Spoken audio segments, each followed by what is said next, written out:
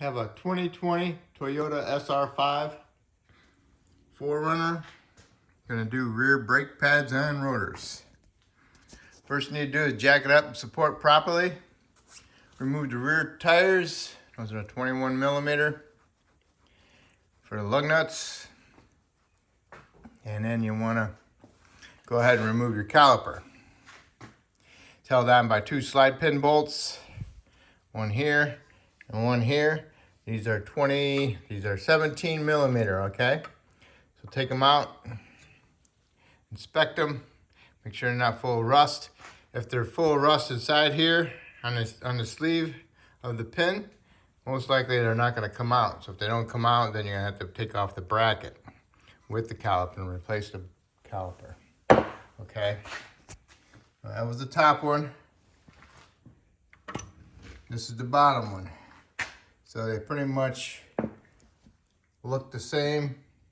So there's no top or bottom. Okay, some have a little bushing on them, and it matters which way they go in. All right, so next thing you need to do is pull up your caliper. Go ahead, get yourself a flat blade screwdriver and pry it up and pull the caliper off. Okay, caliper's off. Now you need to do is inspect it to see if it's wet around the boot. If it's wet around the boot, you need to replace the caliper. Also, if the boot is cracked, you need to replace the caliper, because if the boot's cracked, it will allow debris, dirt, whatever to get in there. Also, inspect your flex hose. Make sure it's not cracked or cut or anything like that, or have any leaks, okay? So then you need to go ahead and brush it off with a little wire brush.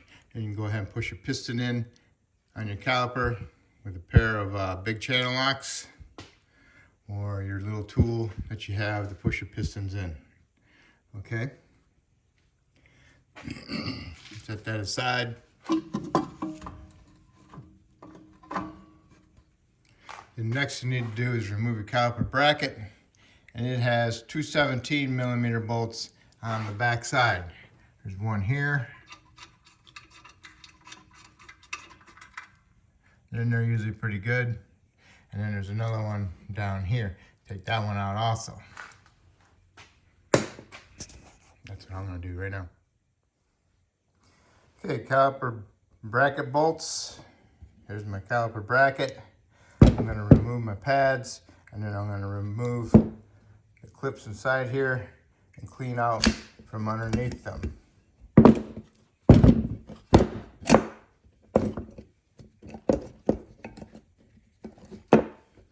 You might want to inspect to make sure you know which one is the in one and which one's the out one, because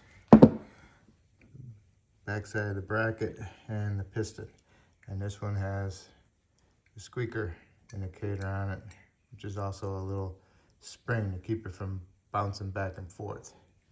So you want to keep that in case you didn't get it with your new ones. Also with these, so remove your little Robunda clips.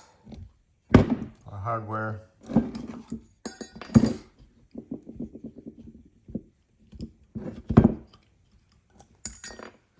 Alright, where the hardware bundle clips were, you need to clean that up inside there. Make sure no rust. And then after you get it all cleaned up, nice and shiny, you can go ahead and put some paint on it. Also, clean up your slide pins. Put some new Sil Glide on them, or brake lube, and work them inside here. Do not pack this up. Pack this with Sil Glide or brake lube, because then you won't be able to push your pin in all the way, because you're trying to compress the solid and it won't happen. All right. Next you need to do is remove your rotor.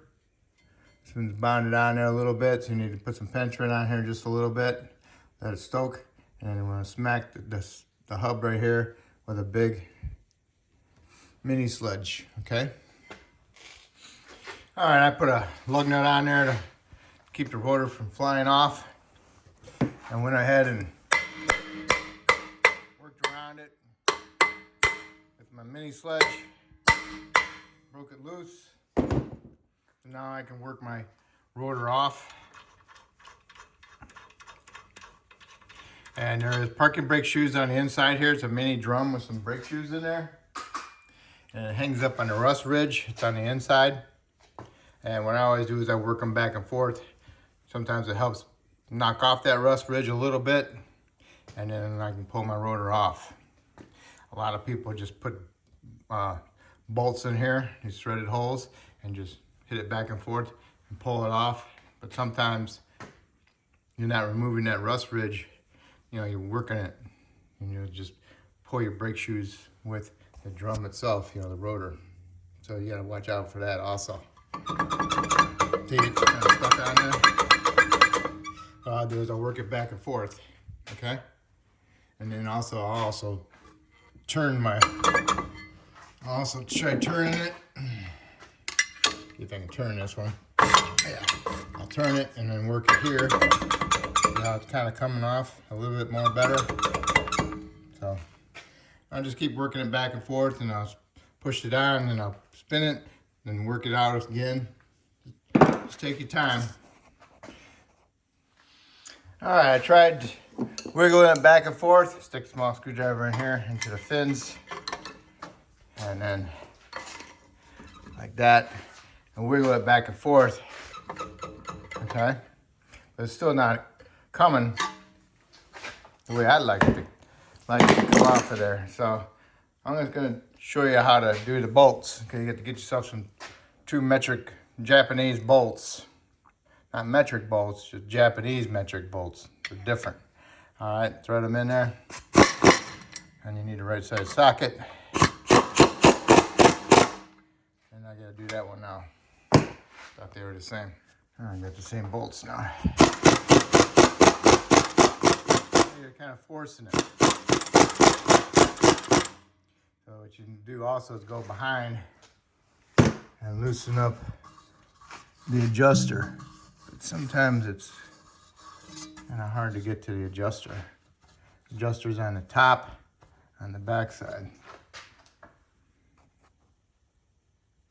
So what you want to do is just do this back and forth a little bit and then move it, okay? You don't want to force it, but we are putting a little bit of force against it. And the best way I like to remove it is by sticking your screwdriver inside it and pull it this way. And go ahead, take your hammer, and hit it from that side just a little bit, and then push it back on, and then bring it back out. Just work them back and forth, you know, this way. Because once you pull this side out, and then you hit this side with a hammer, it kind of like helps bring it out. But you're always putting tension on this side, and then hit this side with a hammer.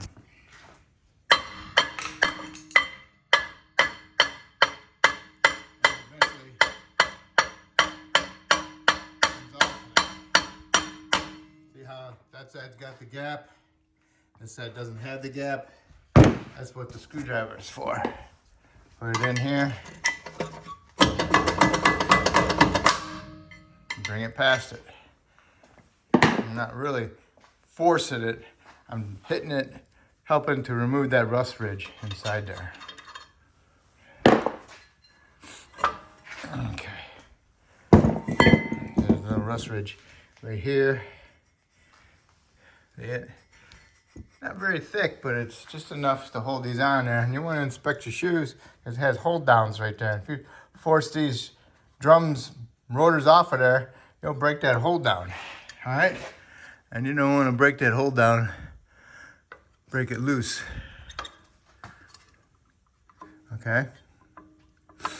Just make sure your pads are good. Hold down there and a hold down right there. Okay? And the adjuster is on the bottom on this one. Wait, right here. Right here on the bottom.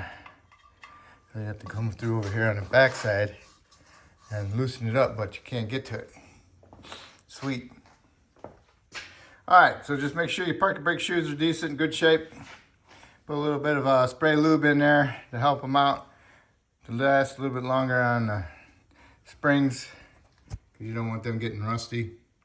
And also you need to clean up your hub on your axle, because this is a high spot right here where rust is at. If you don't clean these rust spots off, that causes the rotor to sit out a little bit, not true, flush, and it will cause it to wobble back and forth like that.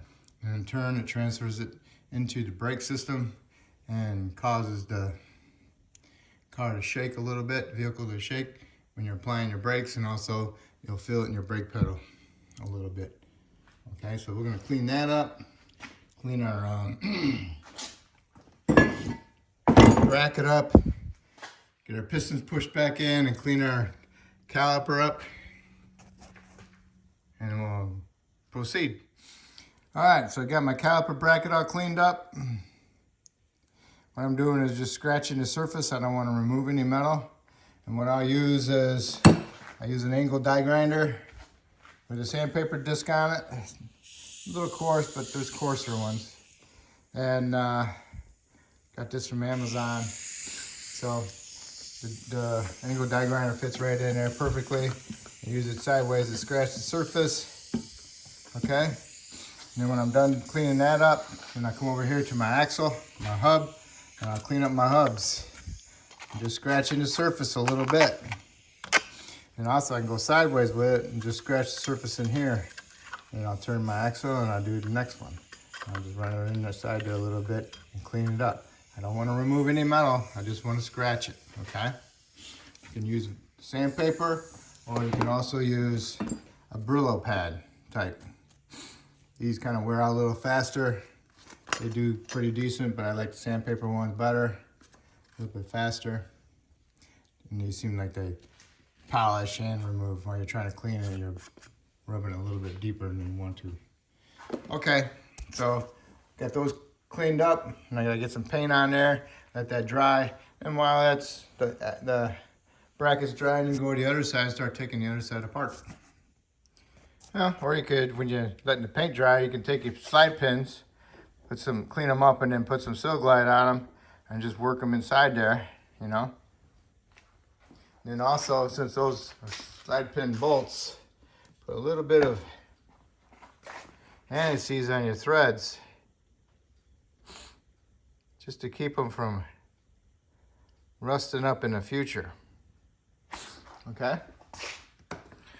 So now we'll let them sit for a little bit, and then we'll go ahead and put our abundant clips hardware on our caliper brackets. All right, abundant clips are on. They will go in the wrong way, so just make sure you put them in the right way. Make sure the big clips parts on the outside, not on the inside. The inside needs to be flush. Okay, and then when you're putting these on, you want to get them started on the inside and just push them down onto this side, because this has got like a little spring on it. Okay, and they clip right in. Okay,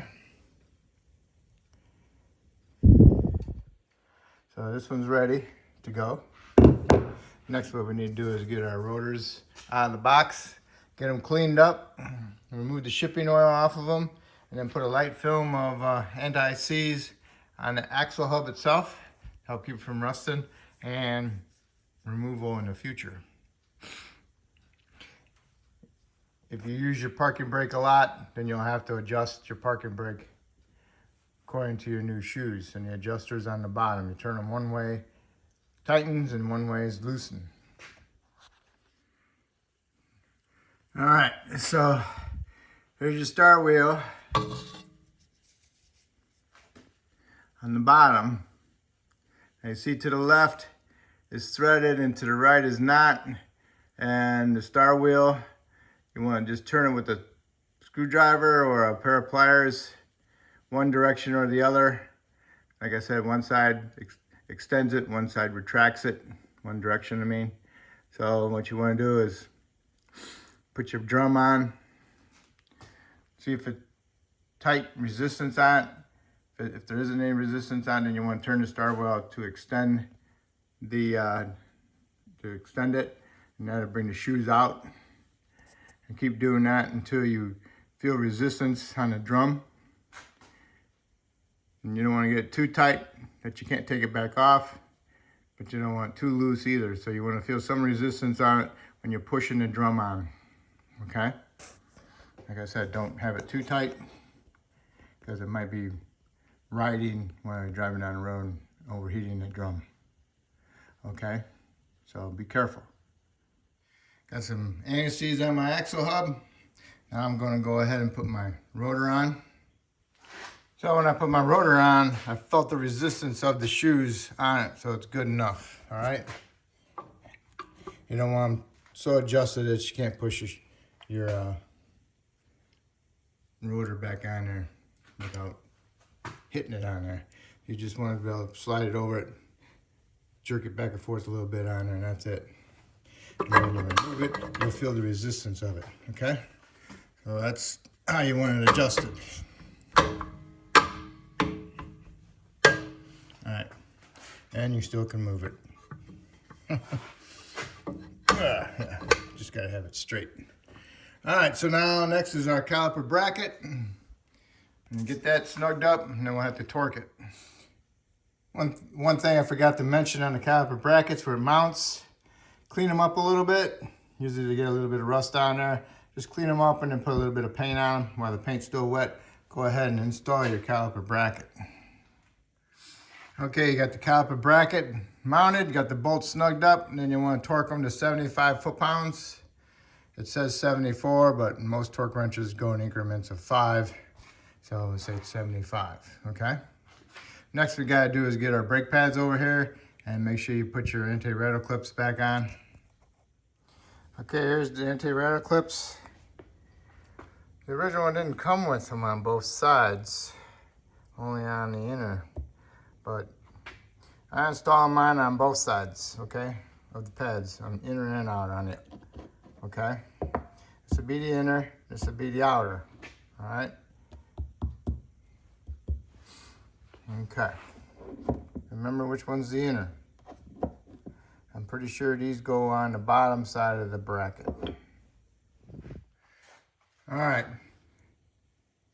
these act like little springs. They keep the pad pushed that way. So what you gotta do is you gotta put the pad in here inside the bracket and make sure this is inside the bottom clip, and then just push it against it and then slide it in. All right, and to do the inside you need to get a light so you can see what you're doing, but you want to put it in like this and then push it in like that. Push it in and make sure that the clip is on the bottom and going inside your bracket hardware.